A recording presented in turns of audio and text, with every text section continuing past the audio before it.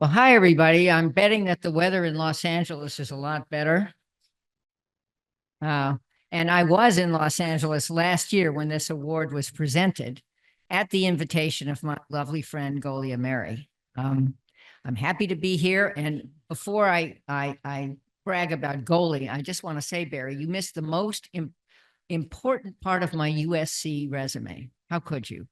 I am a Trojan mom, and my son, right on.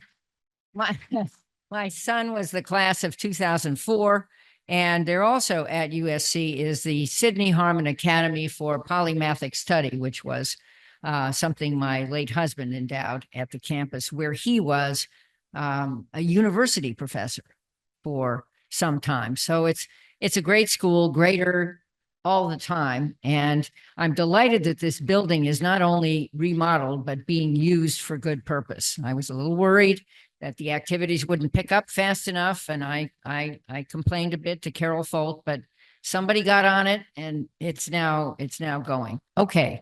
Now, Golia, do you understand how special she is? Do you understand? She was not only at the State Department and the Red Cross and in the private sector, but she's also been in the nonprofit sector. And very important, she and I served together on the board of Freedom House, which is the storied bipartisan human rights organization founded in 1941 to fight fascism and a horrible effort to keep America out of World War II. And it's still going strong. Its report on why am I blanking on the name of the report? Golia, what's the name of the annual report? Yeah, no, of Freedom House. Freedom in the World. Freedom in the World is 51 years old. It's even longer standing than the Ameri Award. But just to say, I mean, Golia's interests are always in the same place. They're in making the country better, supporting efforts in America to show our best self, to live our values. And that's what this award is about. And congratulations to Morgan for receiving it this year. I'm sure we'll hear a lot more about him. Let me just say a few things about public diplomacy. As Barry said, my career has focused in Congress and since on security and intelligence policy. But there is a public dimension of that as well. You think it's all spies in the closet, but that it really isn't true. For example, to remind, when in 2002, we thought Russia would invade Ukraine, we declassified some of the critical intelligence, which sadly didn't prevent Russia from invading Ukraine, but actually did help mobilize the enormous support for actions to protect Ukraine. And just today at the UN, President Biden, exercising his role as a public diplomat, defended Ukraine and defended America's interest in protecting Israel. I know that's a complicated problem. Believe me, I know it's a complicated problem. But surely I think we can all agree that Israel was unjustly invaded by Hamas almost a year ago.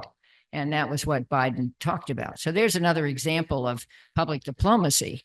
I just chaired, as Barry told you, this Commission on National Defense Strategy, which is the 4-year review of the NDS that is put out by our Pentagon. And it becomes the Bible for how they are going to keep America safe. And what's good about it is there is a Bible for how to keep America safe. What's bad about it is that Bible, I think by now, is way outmoded and relies on hardware and legacy systems and the old way to deter, I'm stressing the word deter, or win America's wars.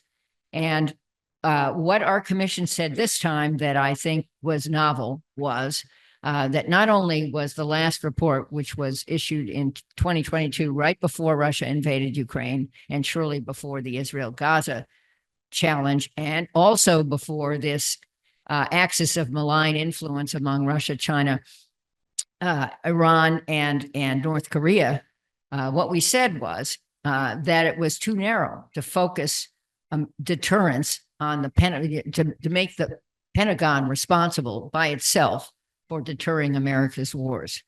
And what we recommend is we have to exercise, and this is directly relevant to this prize, all aspects of American power, if we're going to deter wars in the future. And that obviously includes the hard power of the Pentagon. That is a piece of it. But it also includes the soft power and the public diplomacy tools in the State Department and beyond, USAID, other agencies of government, the tech sector. Let's understand that a lot of what we need to be doing, especially in an age challenged by cyber and AI and space, where America is vulnerable, is lashing our tools, including in our tools, what the tech sector offers. And our final piece of all aspects of national power is partners and allies. I don't think we can effectively do much in the world, certainly in terms of deterrence, without partners and allies. And just think of what we're trying to do so far pretty successfully in Ukraine is restore NATO and bring in other allies and partners to the fight to keep Russia, to push Russia back and hopefully prevent this from happening again, because it's not just a fight for Ukraine, it's a fight for freedom. And having just been in Kyiv 2 weeks ago, I saw the amazing efforts of our diplomats there, other diplomats, and the talent of Volodymyr Zelensky as a public diplomat himself. I mean, his country is at war. It is existential, but he's in New York. I think today he'll be in Washington later this week, pushing his victory plan, which is more tools, faster, with more lethal force and the ability to use them deep into Russia to attack not the Russian people, but the installations from which Russia is launching attacks on Ukraine, illegal and heinous attacks on Ukraine. So public diplomacy all over our government is, I think, our best tool. It is how we showcase what our country stands for. We don't always live up to what our country stands for, but it is how we showcase what our country stands for. And it is our best foot forward to create a future, hopefully, where we can live in more peace and security. And the final thing I want to say is about Goli. And I do want to applaud Goli for another reason. Goli is passionate about the fight for freedom in Iran.